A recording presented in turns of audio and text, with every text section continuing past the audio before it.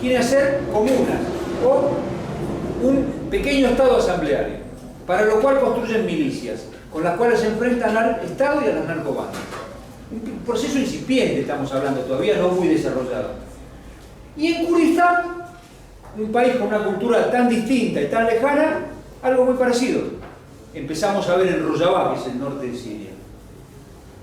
Milicias multitudinarias, muchas de ellas encabezadas por mujeres, en una región donde ser mujer es un problema, porque estás condenada a ser una esclava. Ese solo hecho ya es determinante de un proceso de características progresivas o revolucionarias. Y estas milicias para defender asambleas populares, que según los compañeros y las compañeras kurdas son para definir las políticas de gobierno, o sea, para gobernar de manera directa. Bueno, si esto que a nosotros decíamos a manera de hipótesis se empieza a desarrollar en algunos lugares del mundo, esto va a marcar la tendencia a lo que va a ocurrir en el resto. Vayamos a conocer esto. Y decidimos, con la pobreza que nos caracteriza, porque somos un grupo muy pobre, invertir y poner la mayor cantidad de plata posible para viajar a Kurdistán. Y viajamos 4 compañeros. Una compañera que viajó a fines de 2014 y 3 compañeros, 2 brasileños y yo, que viajamos entre marzo y abril del 2015. ¿Qué vimos allá? Más allá de los debates específicos que en el libro están, que hacemos con los compañeros del PKK o con el resto de las organizaciones, en relación a lo que nosotros consideramos los límites que tienen ellos, o las inconsecuencias, o las contradicciones, o un montón de cuestiones que son debatidas a fondo. Asambleas populares, por ejemplo en Kamisto, que es una localidad emblemática del Rojava. Cada 4 manzanas una asamblea popular, con su milicia. ¿Qué hace esa asamblea popular? Discute todo, todos los días. Elige sus representantes. De esos representantes tiene que haber sí o sí una mujer. Y además tiene que haber representantes de las distintas etnias, porque no nos olvidemos, no hay solo kurdos. Hay asirios, turcomanos, hay árabes. Todos tienen que estar representados. La milicia defiende esa práctica de la democracia directa. Y cada 15 días en ese momento, no sé si habrá cambiado, tenían una práctica, la autocrítica. ¿Qué era la autocrítica? El debate de si era correcto o no lo que habían hecho los representantes que ellos votaban, que a su vez se juntaban en una asamblea general que era la que gobernaba el conjunto de la región. Y en la autocrítica, si el compañero o la compañera que estaba al frente representándolos no cumplía con sus expectativas, era reemplazado. Bueno, ¿a qué se parece esto? A la Comuna de París. ¿A qué otra cosa se parece esto? A los soviets del 17. ¿A qué se parece? Algo que está ocurriendo en México.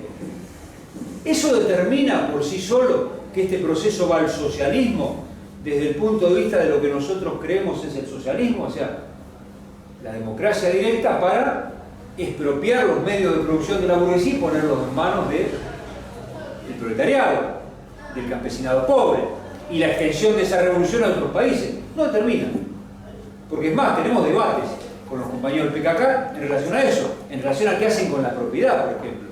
Si se expropia, si no se expropia, si se transforma en propiedad comunal, a si se extiende o no la revolución. Tenemos muchos debates. A cómo participan, por ejemplo, en el proceso electoral turco, con políticas que no son muy buenas desde nuestro punto de vista. Pero más allá de todo ese debate, y el futuro va a determinar si se avanza o no en ese sentido, nosotros vamos a empujar para que se avance en ese sentido, hay un hecho incontrastable, que cualquier revolucionario o revolucionaria en cualquier lugar del mundo tiene que mensurar como tal.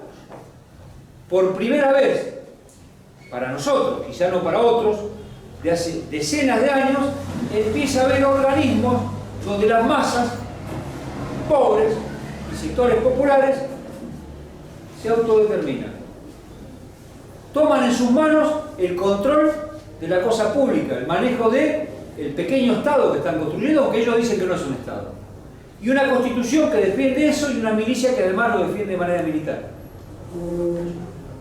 Si eso es así, decíamos nosotros, este proceso va a tender a extenderse. Pues si es una revolución, aunque sea en el norte de Siria, va a entrar en contacto por vasos comunicantes con las masas kurdas de Turquía, con las masas kurdas de Irán, con las masas kurdas de otros países más, de Europa inclusive, que está lleno de kurdos. Y teníamos un debate con los compañeros del movimiento kurdo. Cuando ellos hacían eje fundamentalmente en la necesidad de tener un partido legal, el HDP, que es un frente que participa en las elecciones para ir despacio, ganando espacios dentro de la Turquía y espacios para el pueblo kurdo y los sectores más progresivos, nosotros le decíamos, ¿no es mejor trasladar el ejemplo de Rojava, que está ahí en la frontera, hacia Turquía, diciéndole a los kurdos de Turquía y a los turcos pobres y trabajadores, no lo hacen como en Rojava, que hay asambleas populares que se gobiernan? Traslademos la revolución de Rojava a Turquía. Bueno, el debate sigue estando, y de hecho en este libro hablamos bastante de esto, pero hubo un hecho objetivo que va más allá de las intenciones de los compañeros de nuestro propio debate. La revolución de Rojava se empezó a trasladar a Turquía. Y cuando hablamos de Turquía no hablamos de un pequeño país como Uruguay o el norte de Siria. Estamos hablando de la segunda potencia de la OTAN, de la Alianza del Atlántico Norte. Estamos hablando de un país clave, históricamente, por lo que significa desde el punto de vista de su ubicación. ¿Qué están haciendo los kurdos en Turquía? Asambleas populares y milicias para defenderlos. En Siria se llama YPG y YPC, y ahí se llama YPC. Cambia el nombre, pero son lo mismo. O sea, el proceso revolucionario objetivamente empezó a trasladarse hacia un país enorme. Recién hablaba el compañero de Irán. En Irán las cosas están más tranquilas. Sin embargo, el año pasado una huelga general en Mahabat. Mahabat es la región kurda, que además, donde aconteció la primera revolución en serio kurda, en la década del 40, ¿no? 40 y pico, donde sale inclusive los colores de la bandera. Esa huelga general fue contra un femicidio, con una chica que murió porque quiso ser abusada. Y empieza a haber movimientos importantes, y nosotros estamos convencidos que ese proceso se va a trasladar a Irán también. Y no es poca cosa, estamos hablando de los países más importantes del Medio Oriente. Bueno, este libro, ¿qué es lo que hace? Analizar ese proceso, tomando en cuenta esto de la Comuna de París y la democracia directa, constatarlo y confrontarlo con lo que está ocurriendo en Medio Oriente. Abrir una hipótesis de que este proceso se va a trasladar al resto del mundo, o es la punta del ovillo de lo que va a ocurrir en otros lugares. Y, para terminar, explicar otra cuestión que para nosotros es esencial. Esto que dije recién permite o sienta las bases para que exista una revolución, o sea, que se autodetermine los pueblos, en la medida que se desarrolle y se extienda. Ahora, siempre hubo revoluciones, o prácticamente siempre, cuando hubo otro elemento fundamental que las detonó, que las empujó, que son las guerras. ¿Por qué? Porque Lenin decía, hay situaciones revolucionarias cuando los de arriba están en crisis, no pueden, y los de abajo no quieren vivir como antes. ¿Y cuándo están en crisis los de arriba? Cuando están en guerra entre ellos. Cuando más en crisis están es cuando están en guerra entre ellos. O sea, Primera, Segunda Guerra Mundial, Guerra de Corea, siempre parieron revoluciones. Fidel Castro en Cuba, más allá de los debates que podamos tener con lo que fue después del proceso revolucionario, tomó el poder con el Che Guevara y compañía porque los yanquis estaban pensando en Corea, había una guerra, un quilombo bárbaro, ni que hablar lo que parió la Primera Guerra Mundial con la revolución bolchevique. Bueno, ¿qué es lo que está ocurriendo en Medio Oriente? Y en eso hay un análisis en este libro bastante profundo y estudiado, que es diferente en general a lo que opina la mayoría de la izquierda, que es que no solamente hay una guerra entre distintas burguesías, son dos bloques. Si uno lo mira en términos generales y lo ve desde el punto de vista periodístico, el bloque sunita y el bloque chiita, para generalizar, aunque es mucho más complejo. que expresan distintos sectores burgueses que se están peleando por las riquezas, el agua, como decía el compañero, el petróleo, la ubicación geopolítica, es muy importante porque ahí pasan todos los oleoductos y las rutas para un lado y el otro, sino que además hay una guerra, decimos nosotros, intraimperialista, entre sectores del imperialismo yanqui. Y lo estudiamos y damos datos. Están combatiendo sectores del Partido Demócrata de Estados Unidos con sectores, no todos, del Partido Republicano de los Estados Unidos. Una de las razones por las cuales avanzan los kurdos, y avanzan tanto y cada vez más, no es solamente su heroicidad, o que hay condiciones para avanzar y que millones y millones toman sus políticas, es que los de arriba están tan peleados que las contradicciones los ayudan a los kurdos. Les bombardean enemigos en común, por ejemplo, o atacan gente que están en contra de ellos. Hay alianzas tácticas tácitas entre ellos, como ocurrió en la Revolución Española.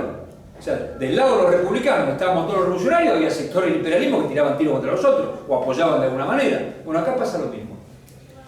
Pero no pasa porque haya un sector del imperialismo y otro sector del imperialismo, o sea, países distintos, sino dentro del propio imperialismo, y eso se expresa en la guerra de precios, que está bastante bien explicado, que yo no voy a abundar, no me voy a meter en eso. Eso se expresa en la inversión político-militar que están haciendo allá, eso se expresa en la cantidad enorme de recursos, eso se expresa en lo que terminó el otro día, que es las maniobras militares más grandes de la historia del bloque árabe. Terminaron hace unos días atrás, en el norte de Arabia, comandadas por Arabia Saudita, con todos los países del Golfo Árabe, apoyadas por John McCain, un sector que es un senador de Arizona, Estados Unidos, y un sector del complejo militar industrial yanqui, ligado al Pentágono, que es el sector que apoya a Netanyahu en Israel. Por eso no es casualidad que los judíos sionistas de Israel estén acordando ahora con los turcos, que además apoyan a este sector. O sea, los turcos, los judíos sionistas, o sea, el sionismo, los árabes y los países del Golfo y algunos otros países musulmanes que lo apoyan, están relacionados a un sector de los demócratas que están haciendo la guerra del petróleo, por un lado, bajando los precios para reventar el fracking en Estados Unidos, y al mismo tiempo la guerra militar apoyando a ISIS.